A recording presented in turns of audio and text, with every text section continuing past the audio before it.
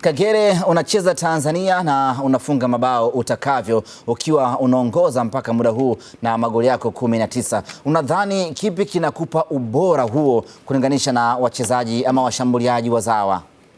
I think what I would like to say about that is if you're a foreign player, you don't have to be the same as a local player. So only that thing pushes me to work hard so that I can be better than a local player, which is totally the thing as a foreign player is supposed to be doing.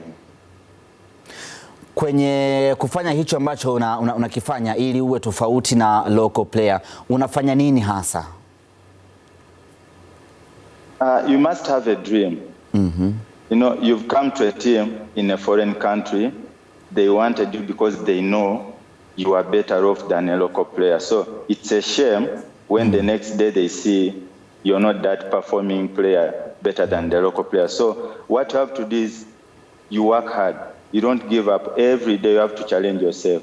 It starts from training. You know, they say charity begins at home. Yep. So from training, what you do in training, you work hard. As you're serious, it comes in the game also. That's how it happens. Ubora wa washambuliaji wa Tanzania upo wapi kwa sasa? Ubora wao? I can see there are new players, even some of them that I didn't know, and they are scoring goals. And sometimes I watch at the highlights and I see they are trying to have that challenge. You know, when you're doing something like the first season, then you're doing well, you have to make sure you keep that consistency. So by keeping the consistency, it means you have the first challenges you have is the players you have, you're playing in the same position. Like, let me talk about Simba. If last season I was the top scorer, doesn't mean like we don't have better strikers also. You know, we have better strikers that can also score goals, but what are you supposed to do? First, you have to make sure you don't get injuries. You make sure you're working hard. Any chance you get, you use it. So it's something that it needs you. You know, there are small things that are important in the game of football. So if you use them, then you utilize every chance, you're better off than being a striker they want in the team. Umesema hapo swala la kutopata majeraha, na huu ni msimu wako wa pili Tanzania. Hatujawahi kusikia Bocco leo hatocheza kwa sababu ya majeraha. Hebu tuambie, unatumia mbinu gani za kujilinda? Tunafahamu tuna mabeki wagumu, tuna viungo wagumu ambao wangeweza kukuumiza, lakini unaweza vipi kujilinda na kumaliza msimu pasina kuumia?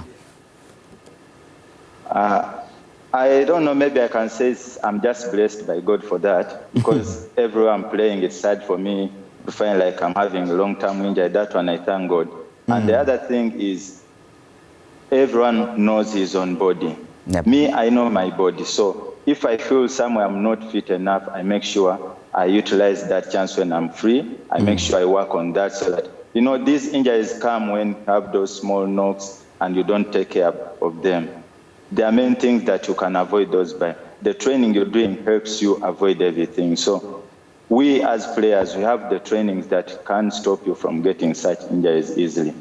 So to me, being that in my striking force, like when I'm playing on the striking line, I'm not that person who in the other place who likes holding on too much on the ball. Me, I'm always playing out of the defenders. Only if you find me there, I will know like you're coming, then I have to get ready for that. Because I know if I become soft, I'll get an injury. So those things, you know, the small details, they help us from avoiding injuries. And also, you know, in football, you play 1-2 touches, you can never get an injury.